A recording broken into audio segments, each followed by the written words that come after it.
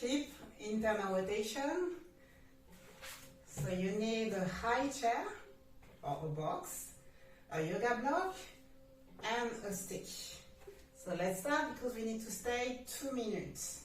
So you place the block and then lift your leg. From there you place the stick outside and you make the stick around your legs. Use your opposite hands and you can feel your hips lifting. So use your opposite hands to lower your hips. So hips level. From there, you're gonna rotate your hips so your knee is pointing forward and you bring your foot away from your leg, away from the midline. And we need to stay here for 2 minutes. So let's start now. Okay, so I will explain what to do. So for now, you keep your hips down. If you feel any pain right now, you're gonna remove the block. So why we are using the block is because we want to increase the flexion of our leg, our hips. So make your knees a bit higher than 90 degrees. And over the time, you need to make sure you add one more block. Then, after 2 minutes, make sure you don't move like me. You stay here and quiet. After 2 minutes, what you're gonna do is, you're gonna try to bring your big toe towards the midline. So your big toes will be in that direction. You're gonna direct your big toes this way. Use your opposite hands to make the stick stiff. So you try to stabilize your hips and increase the rotation of your hips. And you need to increase the pressure. You're gonna add 20% of your max effort and increase it every 5 seconds, around 5 seconds, until you reach your max effort, which is 100% of your max effort. After this, you're gonna hold for 10 more seconds at your max effort and release. But when I say release, you stay here. You're not coming back like me right now. You stay here, but you don't need to press. You just release. And after that, hopefully, you're gonna have more range. And you're gonna repeat 2 more times. So depends on where you start. Maybe today 1 time, next week 2 times, so 2 rounds, and you're gonna increase it. Okay, it's been 2 minutes, so let's start.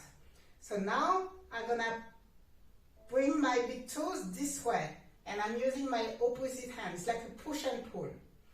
20% of your max effort. Let's go for 40. If it's okay, 60%. 80. Max effort, so press more. So go this way with your big toes.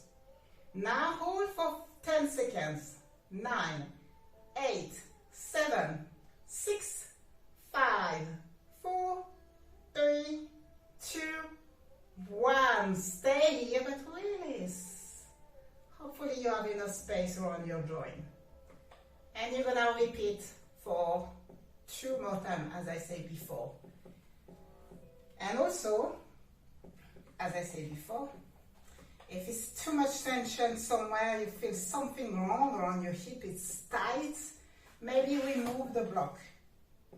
You can also have your feet down and use the wall instead of using the stick.